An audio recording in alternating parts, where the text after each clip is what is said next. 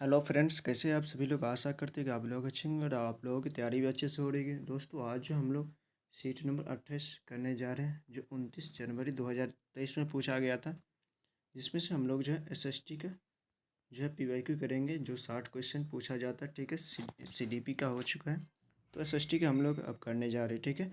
इसमें 60 क्वेश्चन पूछा जाता है। अगर पीवाईक्यू भी अच्छे से कर लेते तो 55+ क्वेश्चन जो आप लोगों को एग्ज़ाम में स्कोर आ सकता है, ठीक है। अभी तक चैनल को सब्सक्राइब नहीं किए तो चैनल को सब्सक्राइब कर सकते हैं, बेल आइकन ऑन कर सकते हैं, ताकि इसी तरह के इन्फॉर्मेशन टाइप का जो वीडियो है आप लोगों को सबसे पहले पहुंचे, ठीक है। अपने फ्रेंड सर्कल में भी शेयर कर सकते हैं जो भी CTET की तैयारी कर रहे हैं, ठीक है। जो पेपर 2 में जो SST है उन्हें भी इस क्लास शेयर कर सकते हैं, ताकि उनका भी तैयारी अच्छे से हो सके, ठीक है। और मेरे पिछले क्लास का वीडियो नहीं देखे तो वो भी प्लेलिस्ट से जा कर के देख सकते हैं, अपनी तैयारी को बेहतर कर सकते हैं। चलिए हम लोग क्वेश्चन की ओर बढ़ते हैं, ठीक है। आज का पहला क्वेश्चन है 31 से हम लोगों का स्टार्ट होगा। 31 से लेकर के 90 तक रहता है, टोटल 60 क्वेश्चन, ठीक है। तो 31 से है सामाजिक अध्ययन का, ठीक है। पहला है 31 में दिया गया है कि अशोक के अभिलेख किस लिपि में लिखे गए हैं, ठीक है। अशोक का जो है अभिलेख है किस लिपि में लिखी गई थी, ठीक है। संस्कृत लिपि में, देवनागरी, तमिल या ब्राह्मी लिपि में। तो अशोक का लिपि भी जो है किस लिपि में, ब्राह्मी लिपि में लिखी गई थी, ठीक है। ऑप्शन तीसरा हो जाएगा, ठीक है। और भाषा क्या थी, तो भाषा प्राकृत थी और लिपि क्या थी, ब्राह्मी थी, ठीक है। ब्राह्मी लिपि में लिखी गई थी और भाषा प्राकृत भाषा में, लोगों को आसानी से समझने के लिए जो है प्राकृत भाषा में, और लिपि जो है ब्राह्मी लिपि का यूज किया गया था, ठीक है। अभिलेख मीन्स क्या, जो चट्टानों पर जो खोद करके बना लिखवाया जाता है, उसे क्या कहा जाता है, अभिलेख कहा जाता है, ठीक है। हार्ड हार्ड चीज़ पर जो यूज यानी कि बनाया जाता है उससे क्या कहा जाता है, तो अभिलेख कहा जाता है, ठीक है। इसके बाद हम लोग चलते हैं 32 नंबर क्वेश्चन के पास। 32 में दिया गया है कि 5वीं और 6वीं शताब्दी वर्तमान के तमिलनाडु के बड़े स्तर पर खेती करने के लिए आवश्यक था कि, यानी 5वीं और 6वीं शताब्दी में जो है वर्तमान के तमिलनाडु बड़े स्तर पर जो है खेती करने के लिए यह आवश्यक था। क्या आवश्यक था, तो 32 नंबर क्वेश्चन का आंसर क्या हो जाएगा, यानी सिंचाई के लिए तटबंधों का निर्माण, भूमि का वनरोपण किया जाए और घास स्थलों को हटाया जाए, या आधिकारिक करों का भुगतान किया जाए। तो ये हो जाएगा सिंचाई के लिए तटबंधों का निर्माण किया जाए। ऑप्शन पहला सही हो जाएगा, ठीक है। इसके बाद अगला क्वेश्चन दिया गया है 33 में दिया गया है कि 33 में दिया गया है कि निम्नलिखित में से कौन सा विकल्प मृतकों को समान यानी उनके सम्मान के साथ दफनाया जाने के कारण सबसे अच्छी व्याख्या करती है, ठीक है। पहले तो मृत्यु के बाद भी जीवन में लोगों का विश्वास था, हाँ, इसी के कारण जो है दफनाया जाता था। समझा जाता था कि मृत्यु के बाद भी जीवन है, उनके साथ जो है बकरियां, मृतक के साथ जो है बकरियां का भी दफनाया जाता था, ताकि वो परलोक में उसका भोजन कर सके, ठीक है। यानी कि वो भक्षण कर सके, उसका खा सके, ठीक है। इसलिए ऐसा किया जाता था, ठीक है। ये कहाँ पर मिला गया इस तरह का, तो ये मिला गया है जो मृतकों के साथ जो है सामान, गहने भी रखे जाते थे, मिट्टी के बर्तन भी, ठीक है। और बकरियां सब भी कुछ खाने के लिए मेहरगढ़ में ऐसा मिला था, ठीक है। इसके बाद अगला क्वेश्चन 34 में दिया गया है कि कौन सा सही है, ABC को पढ़ना है और कौन सा सही है। पहला ए में दिया गया कि लघु चित्र छोटे आकार के चित्र होते हैं, ठीक है। लघु चित्र आमतौर पर वाटर कलर की से कपड़े या कागज पर चिन्हित किए जाते हैं, ठीक है। और तीसरा दिया गया है कि इसी में दिया गया कि प्राचीनतम लघु चित्र तार के पत्तों अथवा लकड़ी पर चित्रित किए जाते हैं, लकड़ी पर चित्रित किया जाता थे। तो 34 के कौन सा आंसर सही हो जाएगा, तो ये तीनों का तीनों सही, यानी ए भी सही है, ठीक है। लघु चित्र जो है छोटे आकार के चित्र होते हैं, ठीक है। लघु से ही पता है कि छोटे आकार का चित्र होते हैं, ठीक है। और लघु चित्र जो है आमतौर पर वाटर कलर से कपड़े या कागज पर चिन्हित किए जाते थे, ठीक है। ये भी सही है।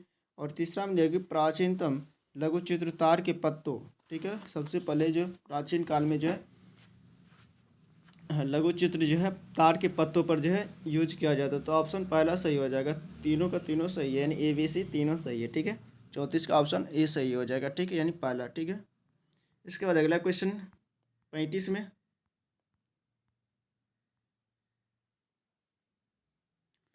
35 में दिया गया है कि गुरु नानक द्वारा बनाए गए शुरुआती पवित्र स्थान को किस नाम से जाना जाता है? बीजक, खालसा, लंगर या धर्मशाल। ठीक है, तो 35 नंबर क्वेश्चन का आंसर कौन सा हो जाएगा? तो 35 का हो जाएगा ऑप्शन चौथा, यानी धर्मशाल कहा जाता है।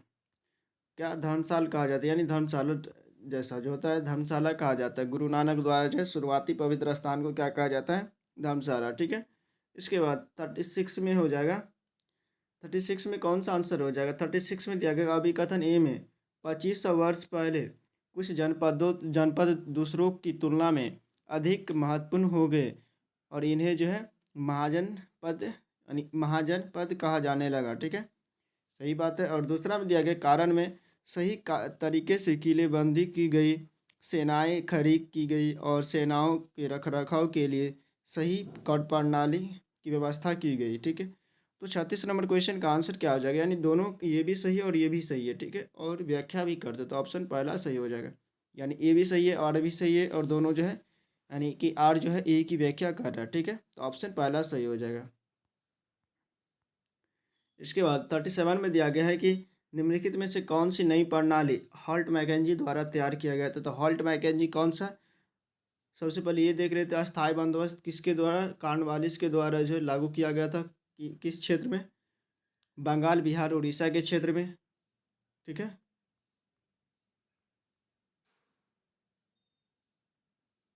कॉर्नवालिस। ठीक है, और रैतवारी किसके द्वारा? मुनरो के द्वारा।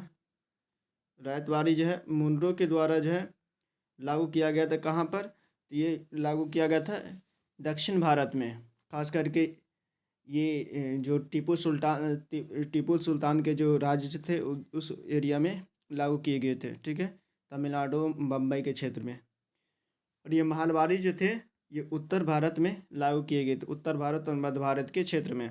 ठीक है, इसको कौन लागू किया गया था? तो हॉल्ट मैकेंजी के द्वारा लागू किया गया था। हॉल्ट मैकेंजी द्वारा तैयार किया गया था ये प्रणाली। ठीक है, किसके द्वारा? तो हॉल्ट मैकेंजी के द्वारा। ठीक है, हॉल्ट मैकेंजी यानी इसके अकॉर्डिंग जो है टैक्स वसूलने का जो काम किसको दिया गया था? तो गांव का प्रधान यानी मुखिया को, गांव के प्रधान यानी मुखिया को दिया गया था महलवारी व्यवस्था में। ठीक है, और अस्थायी व्यवस्था में अस्थायी बंदोबस्त में किसको दिया गया था? राजा या तालुकदारों को जो है टैक्स वसूलने के यानी कर वसूलने के जो है किसानों से राजा या तालुकदार जो है कर वसूल करके अंग्रेजों को दिया करते थे। रहितवारी में क्या होते थे कि डायरेक्ट जो है कंपनी के आदमी आते थे और रैयतवारों से जो है यानी रैयत यानी किसानों से जो है टैक्स वसूला करते थे। ठीक है, तो ऑप्शन दूसरा सही हो जाएगा। इसके बाद अगला क्वेश्चन है 38 में दिया गया। 38 में क्या दिया गया कि निम्नलिखित में से किस राज्य के कैकोलार और देवांग समुदाय बुनकरी के लिए प्रसिद्ध है? तो 38 नंबर क्वेश्चन का आंसर हो जाएगा ऑप्शन चौथा सही हो जाएगा, यानी दक्षिण भारत। ठीक है, दक्षिण भारत। इसके बाद अगला क्वेश्चन है 39 में 39 39 में जाएगा कि 20वीं शताब्दी में महिलाओं की स्वतंत्रता एवं समानता के संदर्भ में कथन ए और आर को पढ़ना है, उसके अकॉर्डिंग जो है चुनना है। ए में दिया गया है कि जवाहरलाल नेहरू और सुभाष चंद्र बोस ने महिलाओं के लिए और अधिक स्वतंत्रता समानता की मांगों का समर्थन किया। आर में दिया गया कि राष्ट्रीय नेताओं ने आश्वासन दिया कि स्वतंत्रता मिलने पर सभी पुरुष एवं महिलाओं को जो है वोट डालने का अधिकार दिया जाएगा। ठीक है, इसमें से करें कौन सा विकल्प सही है? क्या ए और आर सही है और आर जो है एक की व्याख्या करता है?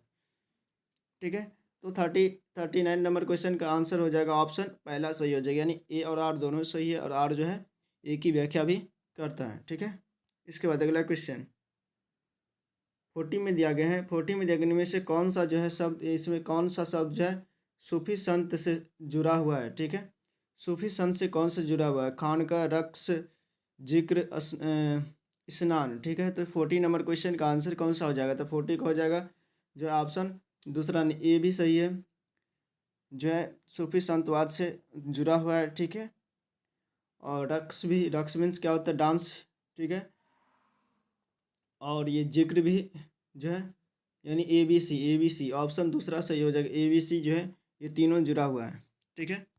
इसके बाद अगला क्वेश्चन दिया गया है कि काश्तकार किसने काश्तकार की चाबुक नामक पुस्तक लिखी है? नारायण गुरु, वंदना शिवा, ज्योतिबा राव फुले, ठीक है, EV रामास्वामी नायर। तो 41 नंबर क्वेश्चन का आंसर हो जाएगा ज्योतिबा राव फुले। ऑप्शन तीसरा जो है सही हो जाएगा, ऑप्शन तीसरा, ठीक है। काश्तकार की चाबुक जो है किसने लिखी है? तो ये लिखा है ज्योतिबा राय फुले, ठीक है। इसके बाद अगला क्वेश्चन 42 में दिया गया कि निम्नलिखित में से किस स्वतंत्रता सेनानी जो वर्तमान कर्नाटक से संबंधित है, यानी जो वर्तमान कर्नाटक से संबंधित थी, प्रांत यानी प्रभात फेरियों पर आयोजन किया था, यानी प्रभात फेरियों का आयोजन किया गया था, ठीक है। यानी इनमें से कौन सा स्वतंत्रता सेनानी है जो वर्तमान के कर्नाटक से थी, ठीक है। उन्होंने जो है प्रभात फेरियों का आयोजन किया। पहला जो सरोजनी नायडू, दूसरा है अंबाबाई या बेगम हजरत महल या विजय लक्ष्मी पंडित। तो 42 नंबर क्वेश्चन का आंसर हो जाएगा अंबाबाई। क्या हो जाएगा? अंबाबाई, ऑप्शन दूसरा सही हो जाएगा। अंबाबाई ने ये प्रभात फेरियों का आयोजन किया था। किसने किया था? तो अंबाबाई ने।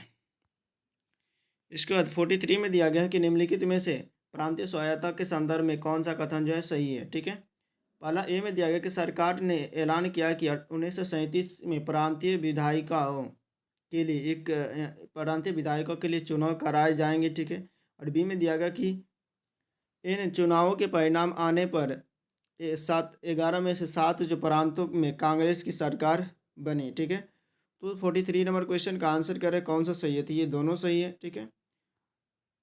1937 में प्रांतीय विधायिका के चुनाव कराए गए, ठीक है। उनमें से जो 11 में से जो 7 जो है कांग्रेस प्रांत, यानी 7 प्रांत जो है कांग्रेस की सरकार बनी। तो ऑप्शन पहला सही हो जाएगा, 43 का ऑप्शन पहला है। इसके बाद 44 में दिया गया है कि करे कि निम्नलिखित में से कौन सा कथन जो है भारतीय संविधान के बारे में सही है? सही को चुनना है, ठीक है। इसमें से कौन सा सही है, ठीक है। 44 में, तो 44 में दिया गया है कि ए में दिया गया है कि भारतीय संविधान 26 जनवरी 1950 को लागू हुआ था, ठीक है। इसके बाद बी में दिया गया कि इसमें सार्वभौमिक वैश्य मताधिकार को लिया गया और सभी भारतीय जो 18 वर्ष से अधिक की आयु का है वो वोट देने का अधिकार, उनको वोट देने का अधिकार मिला है। और सी में दिया गया है कि सभी नागरिकों को कानून के समक्ष माना गया है। तो 44 नंबर क्वेश्चन का आंसर कौन सा सही हो जाएगा? क्या AB होगा या ABC होगा, ठीक है। तो ऑप्शन चौथा सही हो जाएगा, ठीक है। ऑप्शन चौथा ए और सी, ठीक है, ए और सी, ठीक है। 44 का क्या हो जाएगा? ऑप्शन चौथा सही हो जाएगा। यानी कि भारत का संविधान जो है 26 जनवरी 1949 को अपनाया गया और 26 नवंबर 1949 को अपनाया गया और 26 जनवरी 1950 को लागू किया गया। तो ये सही है, ठीक है। और सार्वभौम मत देने का अधिकार जो है सभी वयस्क को जो है 18 वर्ष से ऊपर की आयु के है, ठीक है, जिसमें नागरिकों को उनकी सामाजिक या आर्थिक पृष्ठभूमि से यानी भिन्न भिन्न होने के बावजूद भी वोट देने का अधिकार है। तो ये हो जाएगा ऑप्शन चौथा सही हो जाएगा। 44 का क्या हो जाएगा? ऑप्शन चौथा सही हो जाएगा, ठीक है। इसके बाद अगला क्वेश्चन है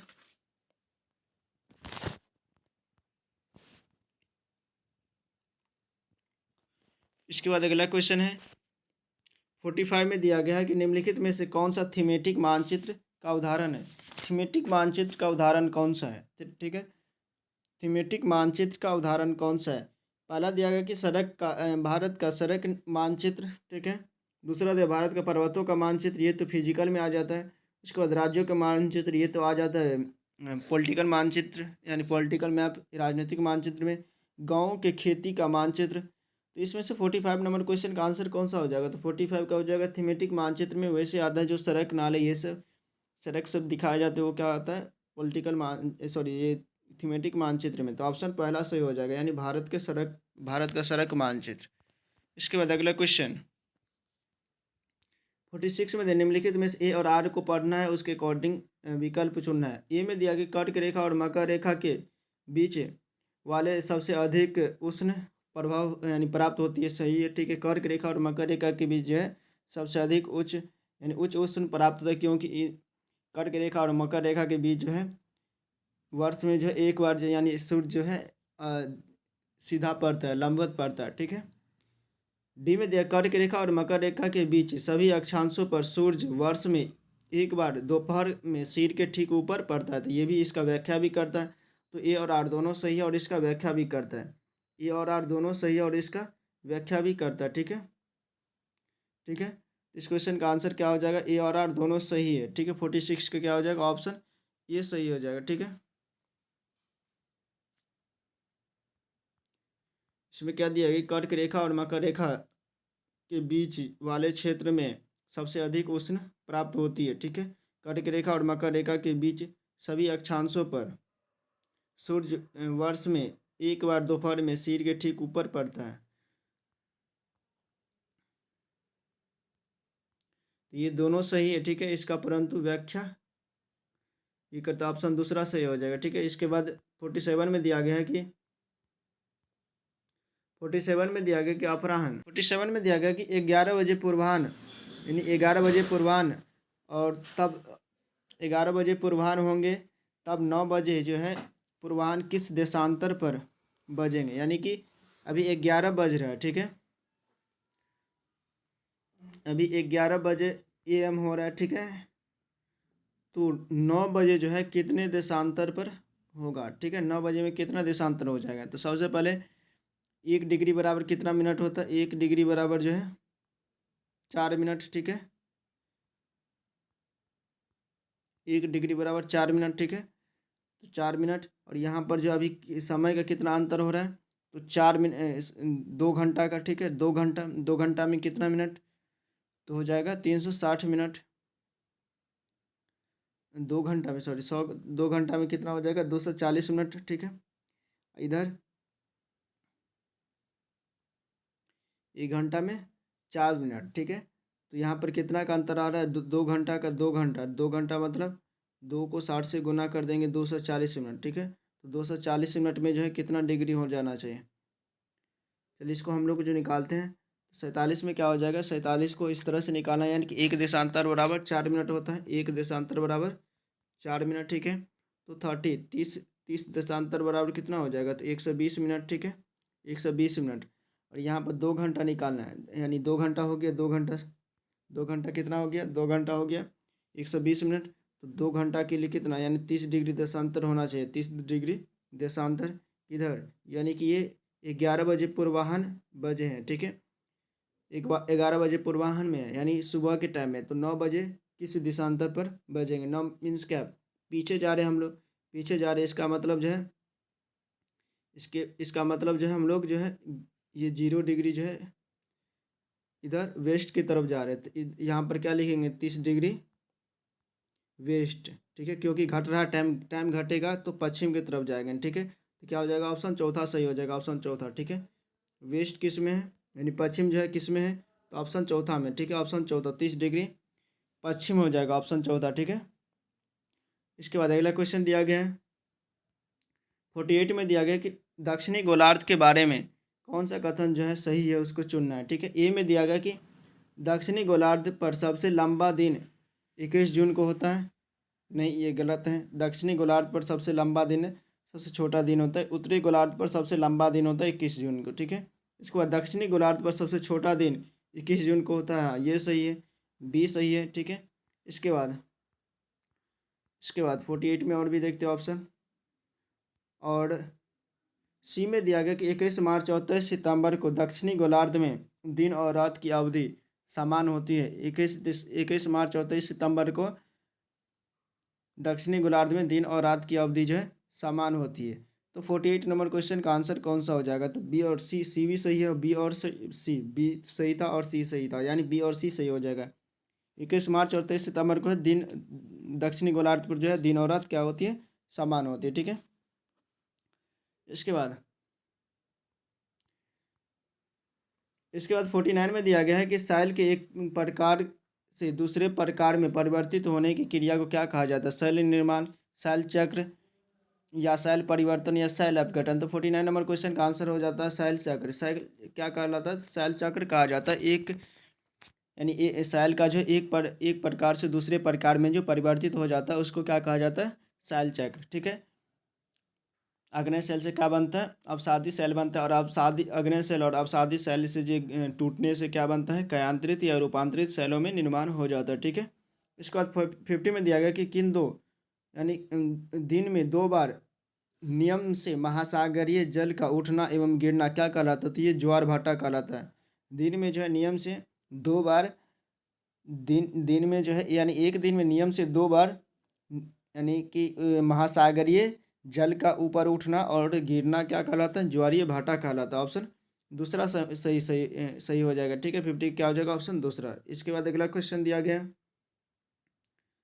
51 में दिया गया कि 51 में दिया गया कि निम्नलिखित कथनों में से कह रहा है कि कौन सा जो है उचित विकल्प का चयन करना है। ठीक है, इनमें से कौन सा जो सही है? पेरेरी कहाँ पर है? तो पेरेरी उत्तरी अमेरिका में या दक्षिणी अफ्रीका में, डाउन से मध्य एशिया में स्टेपी, हाँ मध्य एशिया में स्टेपी है। ठीक है, पेरेरी उत्तरी अमेरिका में। उसके बाद ऑस्ट्रेलिया में वेल्ड है। तो इसमें से कह रहा है कि कौन सा सही है, यानी कितना जो जोड़ा जो है सही है। ठीक है, कितना जोड़ा सही है? सुमेलित है। ठीक है, सही सुमेलित है। तो इस क्वेश्चन का आंसर कौन सा सही हो जाएगा? तो इस क्वेश्चन का आंसर कौन सा सही हो जाएगा? तो 51 में दिया गया है कि कौन सा सही हो जाएगा? तो 51 में दिया गया केवल जो है 2 युग्म जो है सही है, केवल 2 युग्म, दूसरा युग्म जो है सही है। ठीक है, ऑप्शन दूसरा सही हो जाएगा। ठीक है, इसके बाद अगला क्वेश्चन 52 में निम्नलिखित में से आने वाले सुनामी का पहला संकेत क्या होता है? तटीय क्षेत्र में पानी का यानी पानी आता हुआ जल, तटीय क्षेत्र में जो है आता हुआ जल। दूसरा है जो तटीय क्षेत्र में जल की कमी। और सुनामी होने से पहले क्या संकेत देता है कि तटीय क्षेत्र में जो है जल्दी यानी कि स्पीड में जो है पानी का कमी हो जाता है। ठीक है, पानी की कमी जो है होना महसूस होता है, उसके बाद बहुत भरपूर मात्रा में पानी आता है। ठीक है, तो 52 का हो जाएगा ऑप्शन दूसरा। ठीक है, पानी की कमी, तेजी मात्रा में क्या होगा? पानी की कमी होगा। ठीक है, उसके बाद 53 में दिया गया कि प्राकृतिक वनस्पति तथा वन जीवन हमें कहाँ मिलते हैं? प्राकृतिक वनस्पति और वन जीवन हमें कहाँ मिलते हैं? तो ये मिलते हैं जैवमंडल में। कहाँ पर मिलते हैं? जैवमंडल में। तो ऑप्शन चौथा सही हो जाएगा। ठीक है, जहाँ स्थल मंडल, जल मंडल और वायुमंडल तीनों का जो सम्मिश्रण मिलता है। ठीक है, तो 22 का क्या हो जाएगा? सॉरी 53 का हो जाएगा ऑप्शन चौथा सही हो जाएगा। 53 का ऑप्शन चौथा है। इसके बाद अगला क्वेश्चन 54 में दिया गया कि भारत के ठंडे रेगिस्तान से होकर कौन सी नदी बहती है? ब्रह्मपुत्र, गंगा, सिंधु, यमुना। ठीक है, तो 54 नंबर क्वेश्चन का आंसर हो जाएगा ऑप्शन तीसरा सही हो जाएगा। सिंधु नदी बहती है। कौन सी नदी? तो सिंधु नदी बहती है। ठीक है, ऑप्शन तीसरा सही हो जाएगा। ठंडे रेगिस्तान से कौन सी नदी बहती है? तो लद्दाख से। ठंडे रेगिस्तान किसको कहा जाता है? लद्दाख कहा जाता है। वहाँ से कौन सी नदी बहती है? तो सिंधु नदी बहती है। ठीक है, इसके बाद अगला क्वेश्चन दिया गया है 55 में कह रहा है कि मिलान करें और उचित विकल्प का चयन करना है। तमिलनाडु में कौन सा जो है, तमिलनाडु में जो कौन सा परमाणु केंद्र है? तो ये कलपक्कम है। ठीक है, उसके बाद कर्नाटक में क्या है? ये कैगा है। ठीक है, और महाराष्ट्र में क्या है? रावत तारापुर है। ठीक है, और ये उत्तर प्रदेश में नरोड़ा है। ठीक है, नरोड़ा परमाणु संयंत्र कहाँ पर है? उत्तर प्रदेश में है। तो ए का क्या हो जाएगा? ए का हो जाएगा दूसरा। ए का दूसरा यहाँ पर है सेट, तो ऑप्शन, और यहाँ भी है। ठीक है, ए का दूसरा ये हो जाएगा। इसके बाद ये खत्म, ये खत्म, दो दो ऑप्शन एलिमिनेट हो गया। इसके बाद बी का क्या हो जाएगा? बी का पहला यहाँ पर है, इसमें नहीं है, तो ऑप्शन तीसरा सही हो जाएगा। ठीक है, इसके बाद अगला क्वेश्चन 56 में दिया गया है कि निम्नलिखित में से यानी फिर 56 में दिया गया कि दिए गए विकल्पों में से जो सही विकल्प का चयन करना है। ए में दिया गया कि अलवण जल का केवल 1% उपलब्ध है तथा मानव उपयोग हेतु उपयुक्त है। ठीक है, और बी में दिया गया कि अतः लवण यानी लवण जल पृथ्वी पर सबसे मूल्यवान पदार्थ हैं।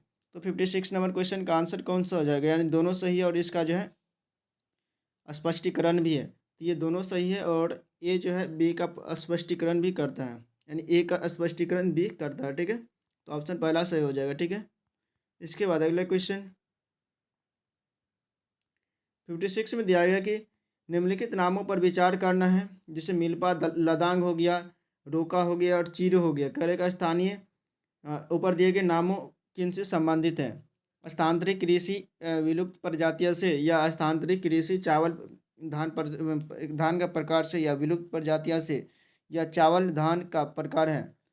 तो 57 नंबर क्वेश्चन का आंसर क्या हो जाएगा? ऑप्शन ए सही हो जाएगा, स्थानांतरित कृषि विलुप्त प्रजातियां से। ठीक है, ऑप्शन पहला सही हो जाएगा, 57 का हो जाएगा ऑप्शन पहला। ठीक है, ये झूम खेती का प्रकार है। ठीक है, झूम खेती का मतलब क्या होता है? काटो जलाओ और स्थानांतर, काटो जलाओ यानी कर्तन दहन कृषि भी कहा जाता है इसको। काट करके जलाना है, उसके राख को फिर वहाँ पर छिड़काव कर देना है। ठीक है, फैला देना है।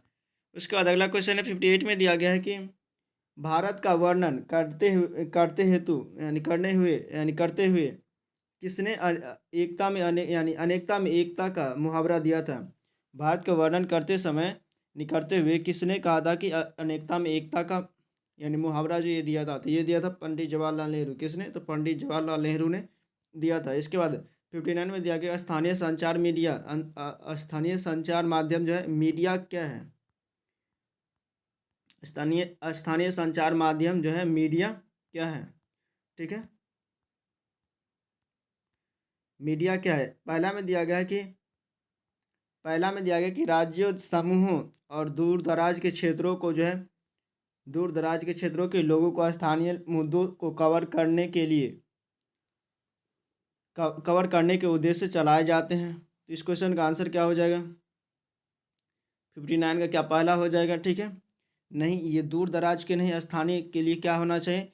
यानी स्थानीय लोगों के लिए। ठीक है, लोकल लोगों के लिए। इसके बाद राष्ट्रीय समूहों दूर दराज, ये भी नहीं हो जाएगा। स्थानीय समूहों यानी स्थानीय मीडिया जो है किसके लिए? स्थानीय लोगों के लिए होना चाहिए। यानी स्थानीय समूहों द्वारा दूर दराज के क्षेत्रों के लोगों को स्थानीय मुद्दों से कवर करने के उद्देश्य से चलाए जाते। तो ऑप्शन तीसरा सही हो जाएगा, स्थानीय समूहों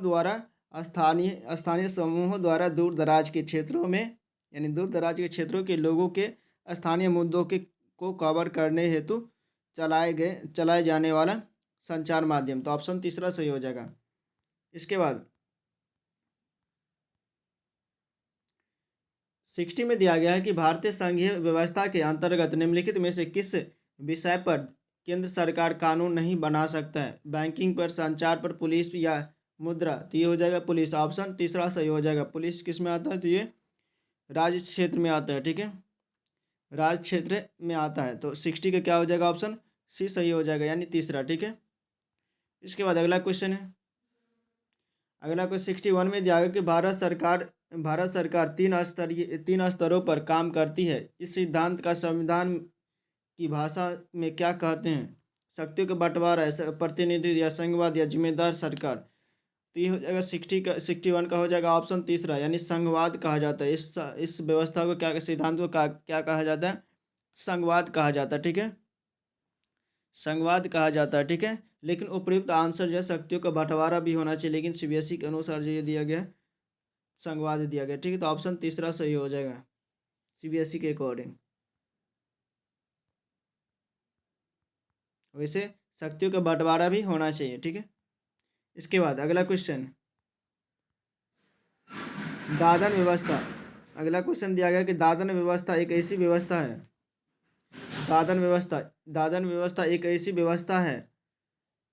ऐसी व्यवस्था को संदर्भित करती है जिनमें बुनकर इकट्ठे होकर परस्पर लाभ के लिए काम करते हैं। नहीं, ये भी गलत है। ठीक है, 62 का ये भी गलत, 62 का ये नहीं होगा। ठीक है, उसके बाद बी में दिया गया है कि बुनकर सूत खरीदने में अपना पैसा लगाते हैं और तैयार माल को जो है सीधे बाजार में बेचते हैं। नहीं, ये नहीं।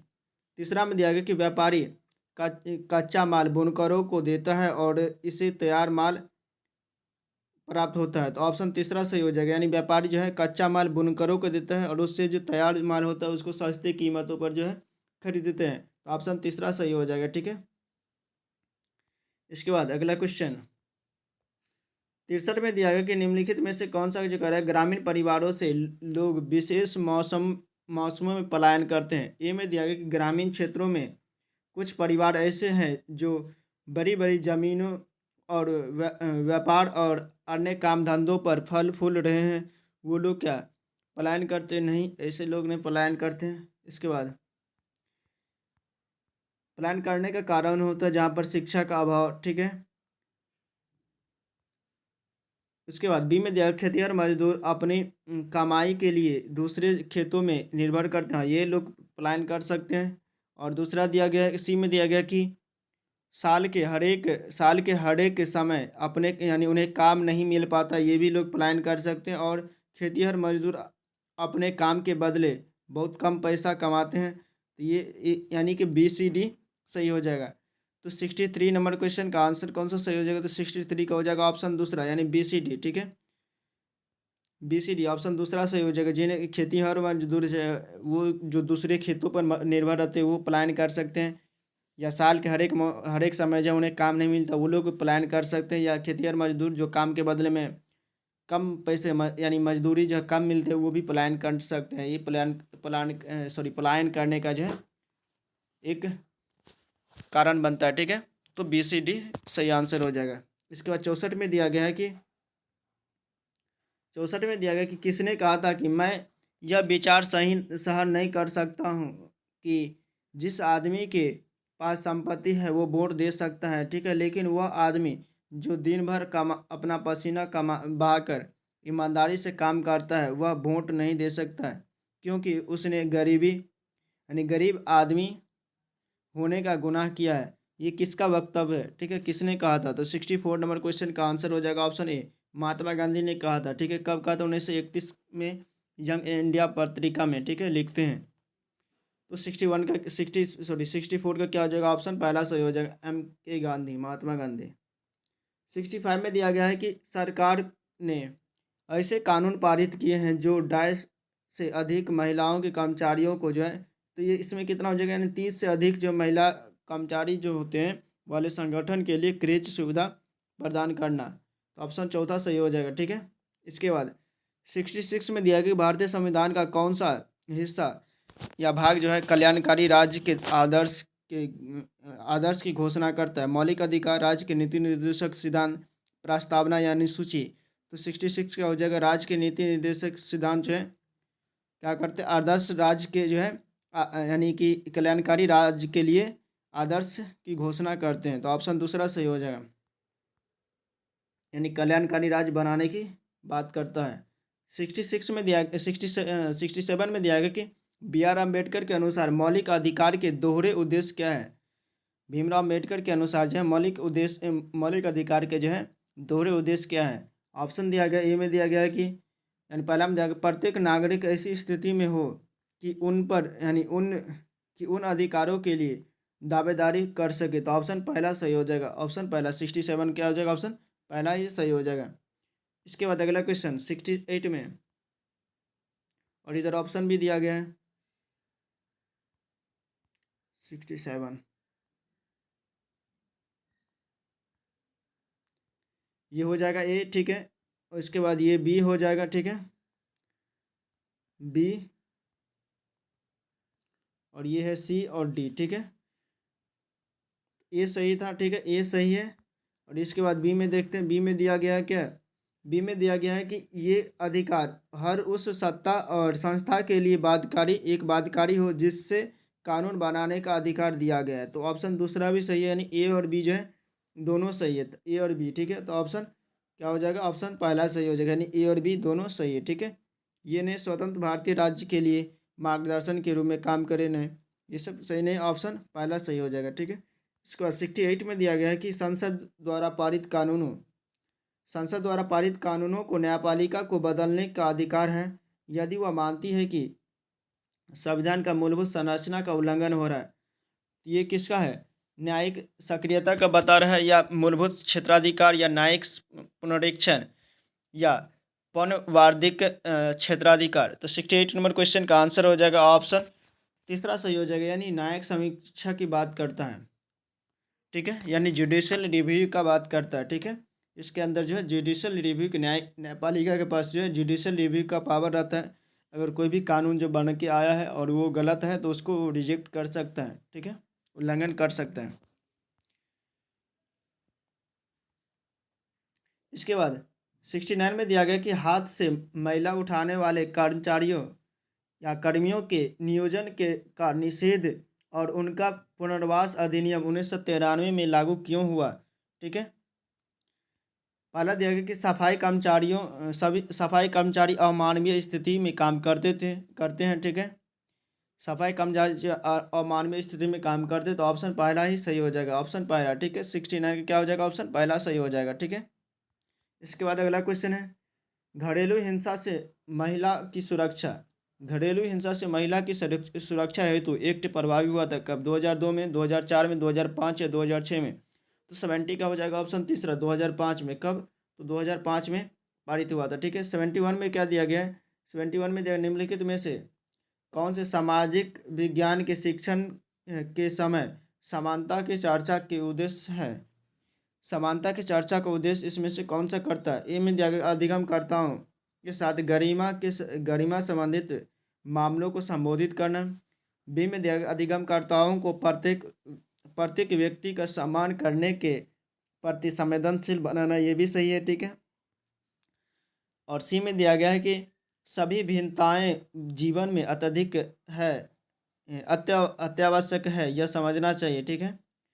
और डी में दिया गया है कि संविधान में प्रतिस्थापित मूल्यों को आत्मसात करवाना। तो 71 नंबर क्वेश्चन का आंसर क्या कौन सा हो जाना चाहिए? 71 का जो है इसका आंसर हो जाएगा A B D. A B D, A सही होगा, बी होगा और डी होगा, तो ऑप्शन चौथा सही हो जाएगा। इसके बाद अगला क्वेश्चन,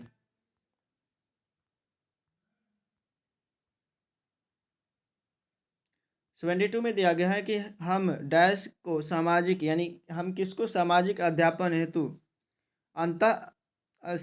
अंतःशास्त्रीय उपागम का उपयोग करते हैं। ठीक है।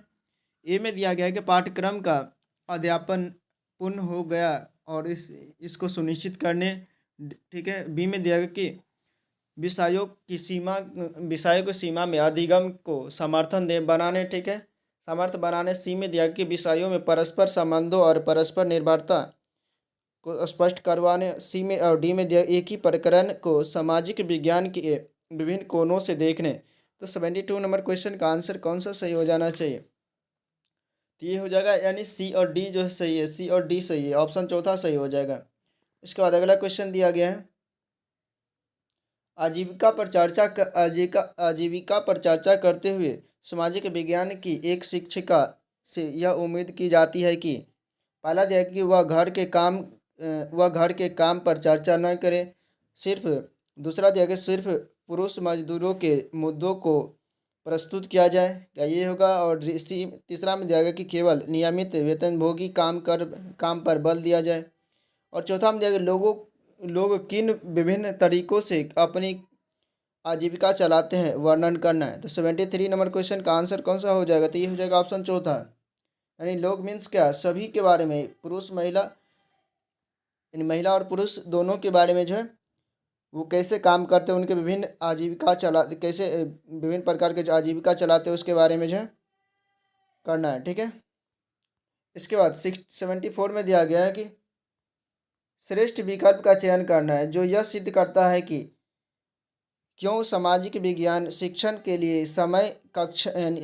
समय कक्ष में प्रश्न पूछने के लिए बच्चों को प्रोत्साहित करता है। पहला देखिए कि बच्चों की जिज्ञासा बढ़ाते हैं। ठीक है, बच्चों की जिज्ञासा बढ़ाते हैं। ठीक है, प्रश्न पूछने से। दूसरा दिया गया कि यानी बी में दिया गया कि बच्चों को इसका एहसास कराया जा सकता है कि उनकी बुद्धि में कमी है। नहीं, ऐसा नहीं है। ठीक है, कभी भी नेगेटिव क्वेश्चन नहीं करना चाहिए। ठीक है, नेगेटिव क्वेश्चन नहीं आना चाहिए। ठीक है। सी में दिया गया कि प्रश्न अधिगम पारस्परिक क्रियाओं द्वारा आगे की ओर ले जाते हैं तथा संकल्पनात्मक स्पष्टता को बढ़ाते हैं। तो ये भी सही है, यानी ए और सी सही है, ए और सी सही होना चाहिए। इसके बाद देखते हैं डी में क्या है। ऑप्शन डी में दिया गया कि बच्चे भाषा संबंधी कौशलों के अभ्यास की व्यवस्था को समझते हैं।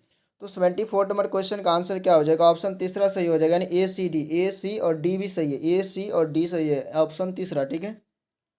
इसके बाद अगला क्वेश्चन है 75 में निम्नलिखित में से किन को भारत की सांस्कृतिक विविधता विद्यार्थियों के समझने में सहायता हेतु अर्थपूर्ण तरीकों के रूप में माना जा सकता है?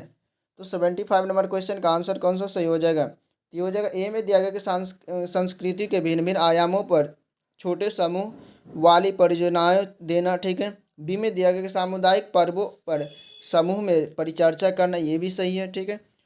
और डी में दिया गया है कि,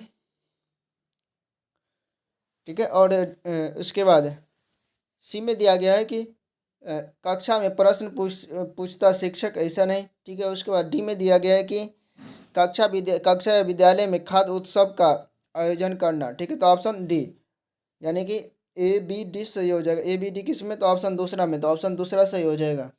इसके बाद 76 में दिया गया है कि सामाजिक विज्ञान की एक शिक्षिका विभिन्न विद्यार्थियों को प्रायः भिन्न भिन्न कार्य नियत करता है, ठीक है। वह विश्वास करती है कि पहला दिया कि सभी बच्चों को एक ही प्रकार का कार्य दिया जाना उन्हें पसंद नहीं आता। दूसरा दिया कि विद्यार्थियों में व्यक्तिगत भिन्नताएं होती है। तीसरा दिया गया कि यह विद्यार्थियों के प्रतिस्पर्धात्मक को प्रोत्साहन देता है। और चौथा इस विधि में से विद्यार्थी एक दूसरे के कार्य की नकल नहीं कर सकते हैं। तो 76 नंबर क्वेश्चन का आंसर हो जाएगा ऑप्शन दूसरा सही हो जाएगा, ऑप्शन दूसरा। इसमें जो विद्यार्थियों में व्यक्तिगत भिन्नताएं होती है, ऑप्शन दूसरा। भिन्न भिन्न प्रकार के कार्य देने से क्या होता है कि व्यक्तियों में जो है व्यक्तिगत भिन्नताएं होती है स्टूडेंट में। इसके बाद 77 में दिया गया है कि सामाजिक विज्ञान के विद्यार्थियों को भारत का विभाजन के विषय में पढ़ाते समय निम्नलिखित में से कौन सा जो है उपयुक्त होगा? ए में 1940 में जयपुर से प्रकाशित अभिलेखित समाचार पत्र रिपोर्ट को पढ़ना, ठीक है। बी में दिया गया है कि राज्य के पुनर्गठन के पश्चात तमिलनाडु से केरल चले जाने वाले व्यक्तियों के साक्षात्कार के अभिलेखन यानी रिकॉर्ड का उपयोग करना। इसके बाद सी में दिया गया कि 1940 में लाहौर से पंजाब में आए लोगों के साक्षात्कार के अभिलेखन यानी रिकॉर्ड का उपयोग करना। और डी में दिया गया गांधी जी का चलचित्र यानी फिल्म मूवी, ठीक है, दिखाना। 77 नंबर क्वेश्चन का आंसर क्या हो जाएगा? तो 77 का हो जाएगा ऑप्शन दूसरा, ए सी डी ऑप्शन दूसरा, ठीक है। ए भी सी भी सही है, डी भी और ए भी सही है, ठीक है। इसके बाद अगला क्वेश्चन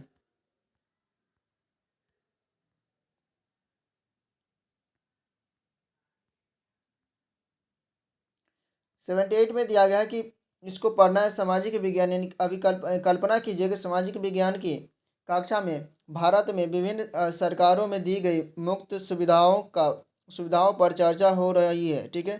चर्चा में क्या होना चाहिए? ए में दिया गया कि चूंकि सरकार ऐसी गतिविधि में संलिप्त है तो सरकार स्कूल के शिक्षक के लिए कक्षा में ऐसी चीज़ों पर का चर्चा करना उपयुक्त नहीं होगा।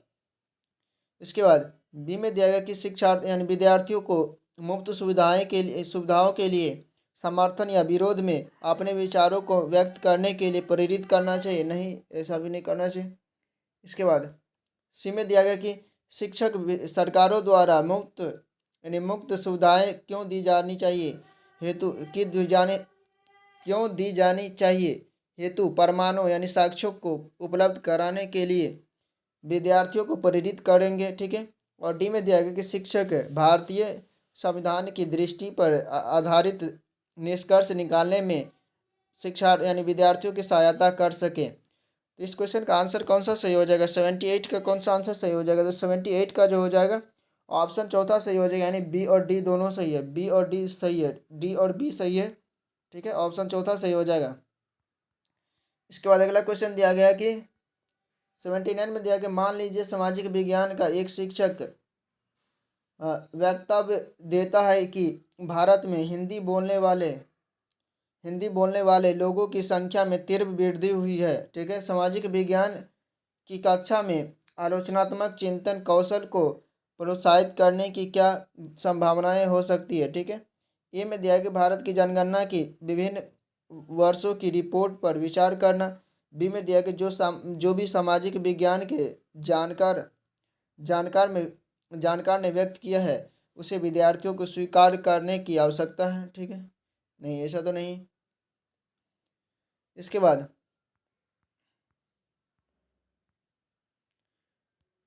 इसके बाद सी में दिया गया कि समाचार पत्रों के को रिपोर्ट के आधार पर विद्यार्थियों को प्रतिवाद करना। और डी में दिया ऐसे कथन विद्यार्थियों में तर्क संगत चिंतन कौशलों का विकास नहीं कर सकता, ये गलत है। ठीक है, तो 79 नंबर क्वेश्चन का आंसर कौन सा हो जाएगा? तो ऑप्शन पहला केवल ए सही है, ये भी गलत है। ठीक है, ऑप्शन पहला सही हो जाएगा। ठीक है, इसके बाद 80 में दिया गया कि रचनात्मक सोच को उत्पन्न करती है और आलोचनात्मक सोच को, सोच विचारों को उत्पन्न करती है। रचनात्मक सोच क्या करती है? विचारों को उत्पन्न करती है। और आलोचनात्मक सोच जो है उन विचारों की सराहना करती है, उन विचारों को प्रेरित करती है, उन विचारों को मूल्यांकन करती है या उन विचारों को पहचानती है। तो 80 नंबर क्वेश्चन का हो जाएगा ऑप्शन तीसरा सही हो जाएगा। ठीक है, उन विचारों का मूल्यांकन करती है। ठीक है, आलोचनात्मक सोच क्या करती है? उन विचारों का मूल्यांकन करती है। और रचनात्मक सोच जो है उन विचारों को जो है यानी रचनात्मक सोच क्या करती है?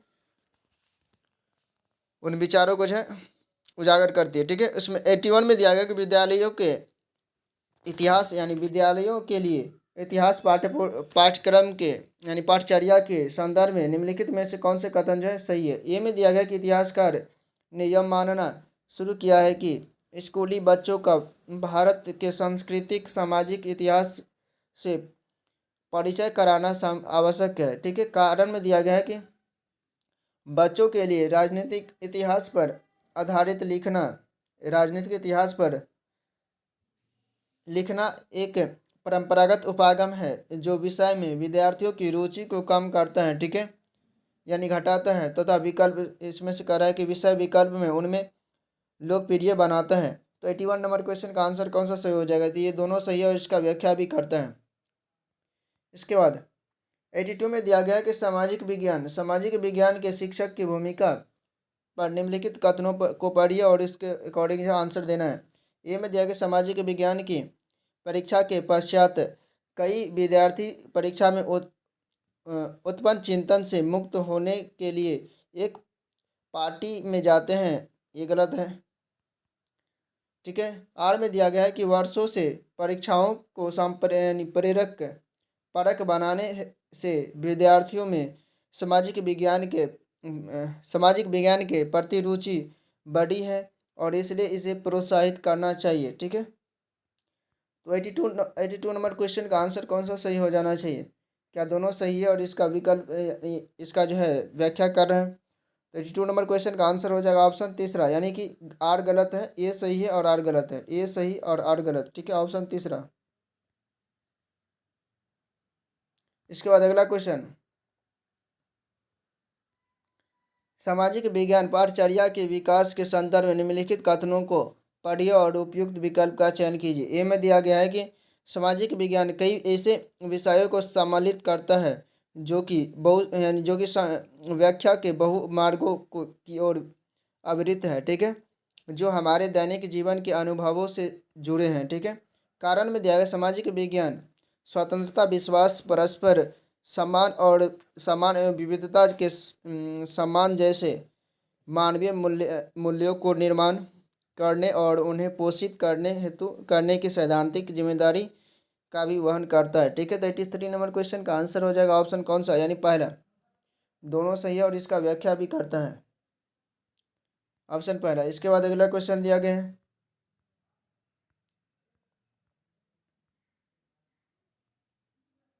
एटी फोर में देखिए एक समुदाय के जिए गए अनुभवों के प्रयोग से इतिहास निम्नलिखित में से कौन सा विषय पढ़ाया जा सकता है? पहला दिया ताजमहल की वास्तुशिल्पीय शैली और दूसरा दिया गया कि तुर्कों की युद्ध की तकनीक और तीसरा दिया गया भारत का विभाजन और चौथा दिया गया शाहजहाँ की राजस्व व्यवस्था। तो 84 नंबर क्वेश्चन का आंसर हो जाएगा ऑप्शन तीसरा, भारत का विभाजन। इसके बाद अगला क्वेश्चन दिया गया है 85 में दिया गया है कि मान लीजिए कि सामाजिक विज्ञान का एक शिक्षक विषय पढ़ा रहा है जो खनिज संसाधन पर एक रूब्रिक का विकास करना चाहता है। निम्नलिखित में से कौन सा रूब्रिक जो है निर्माण का एक भाग बनेगा? तो 85 नंबर क्वेश्चन का आंसर कौन सा हो जाना है? क्या प्रगति मापनी यानी रेटिंग स्केल, प्रदर्शन मानक या सामाजिक विज्ञान लक्ष्य या अधिगम प्रतिफल, इसका कौन सा आंसर हो जाएगा? ठीक है, 85 नंबर क्वेश्चन का आंसर जो हो जाएगा इसका हो जाएगा 85 का हो जाएगा ऑप्शन 85 का जो हो जाएगा कौन सा ऑप्शन सही हो जाएगा? तो 85 का हो जाएगा ऑप्शन चौथा, यानी ए बी डी ऑप्शन चौथा सही हो जाएगा। ठीक है, सी गलत हो जाएगा। इसके बाद 86 में दिया गया है कि ई और बी को पढ़ना है। ठीक है, जो किसके बारे में? मूल्यांकन में रूब्रिक की भूमिका के संदर्भ में उपयुक्त विकास का चयन करता है। ठीक है, ए में दिया गया है, कथन ए में दिया गया विभिन्न प्रकार के रूब्रिकों को एक जांच सूची में परिवर्तित किए जा सकते हैं। और आर में दिया गया कि जब विद्यार्थियों की संख्या अधिक हो तो उन्हें श्रेणीबद्ध करने का जांच सूची एक सरल और तीव्र तरीका है। तो 86 नंबर क्वेश्चन का आंसर कौन सा हो जाएगा? तो 86 का ऑप्शन पहला सही हो जाएगा। दोनों सही है और आर जो है एक ही व्याख्या भी करता है। इसके बाद अगला क्वेश्चन 87 में दिया गया है कि एक सामाजिक विज्ञान की एक शिक्षिका भारत में निम्न ज्ञात यानी लेसन नॉन, ठीक है, स्वतंत्रता सेनानियों पर एक प्रश्नोत्तरी का संचालन करती है, तब वह सम्मिलित है प्रामाणिक आकलन पर, ठीक है, या पारंपरिक आकलन में, ठीक है, या नैदानिक आकलन में, या निर्माणात्मक आकलन में। इसमें से कौन सा आंसर सही हो जाएगा? ठीक है, 87 नंबर क्वेश्चन का आंसर कौन सा सही हो जाएगा? तो 87 नंबर क्वेश्चन का आंसर जो हो जाएगा केवल बी और डी सही होना चाहिए। बी और डी, केवल बी और डी सही होना चाहिए। ठीक है, ऑप्शन चौथा सही हो जाएगा। इसके बाद अगला क्वेश्चन 88 में दिया गया है कि निम्नलिखित में से कौन से प्रश्न सामाजिक विज्ञान में मुक्त तथ्यों, आकृतियों और प्रक्रमों को पुनः स्मरण और याद करने की योग्यता का आकलन करते हैं। ए में दिया गया कि एक विद्यालय जाति आधारित भारतीय समाज को समाप्त करने में किस प्रकार सहायता कर सकता है। ठीक है, बी में दिया गया कि संसद केंद्रीय कार्यपालिका पर किस प्रकार नियंत्रण कर सकती है, इसे और अधिक प्रभावशाली कैसे बनाया जा सकता है। और सी में दिया गया कि कितने देश आसियान का एक भाग, उनके नाम लिखिए। ठीक है, 88 नंबर क्वेश्चन का आंसर कौन सा हो जाना चाहिए? और डी में दिया गया है कि डी में दिया गया राजस्थान ऐसे कुछ जिले के यानी राजस्थान के ऐसे कुछ जिलों के नाम लिखिए जो अपने सीमाएं पाकिस्तान से साझा करते हैं। तो 88 नंबर क्वेश्चन का आंसर कौन सा सही हो जाएगा? तो 88 को हो जाएगा ऑप्शन चौथा, यानी सी और डी केवल सही है। सी और डी सही है, ऑप्शन चौथा। ठीक है, इसके बाद 89 में दिया गया कि आठ ई यानी राइट टू एजुकेशन एक्ट 2009 के अनुसार जो है मूल्यांकन प्रक्रमों के विकास के लिए निम्नलिखित में से कौन सा विचार जो है किया जा सकता है? ए में दिया क्रियाकलापों द्वारा अधिगम को प्रोन्नत करना। ठीक है, बी में दिया गया कि अन्वेषण के लिए अवसर प्रदान करना। ठीक है, और सी में दिया गया कि उपस्थिति में नियमितता का प्रबंध करना। और डी में दिया गया भय, सदमे एवं चिंता से बच्चे को मुक्त करना। तो 89 नंबर क्वेश्चन का आंसर कौन सा सही हो जाएगा? तो 89 का हो जाएगा ऑप्शन चौथा, यानी ए बी और डी। ठीक है, ऑप्शन चौथा सही हो जाएगा। इसके बाद 90 और लास्ट क्वेश्चन 90 में दिया गया कि 90 में निम्नलिखित में से कौन सा अधिगम जो है प्रतिफल इस प्रश्न यानी भारतीय संविधान की प्रस्तावना में शब्द समानता का क्या अर्थ है मुक्त प्रतिबिंबित करता है। तो 90 नंबर क्वेश्चन का आंसर पहला में दिया गया जानकारी एवं उसके स्रोतों का विश्लेषण एवं मूल्यांकन करना। तो ऑप्शन पहला सही है, ऑप्शन पहला ही सही हो जाएगा। ठीक है, चलिए दोस्तों, हम लोग जो है एसएसटी में जो है सीटीएट का एसएसटी में जो है सीटीएट के एसएसटी में जो हम लोग 60 क्वेश्चन कर लिए हैं। ठीक है, अगर आप ये पीवाईक्यू भी अच्छे से कर लेते तो इसमें से जो है 55 प्लस क्वेश्चन जो है आप लोग एग्जाम में स्कोर आने का चांस रहता है। ठीक है, अभी तक मेरे पिछले पीवाईक्यू का सेशन नहीं देखे तो वो भी प्ले लिस्ट में जा करके देख सकते हैं, अपनी तैयारी को बेहतर कर सकते हैं, अपने फ्रेंड सर्कल को भी शेयर कर सकते हैं ताकि उनका भी तैयारी अच्छे से हो सके। अभी तक चैनल को सब्सक्राइब नहीं किया तो चैनल को सब्सक्राइब कर लेंगे, बेल आइकन ऑन कर लेंगे। ठीक है, चलिए आज के लिए इतना ही, फिर मिलते हैं अगले दिन अगले वीडियो के साथ। तब तक के लिए बाय, जय हिंद, जय भारत।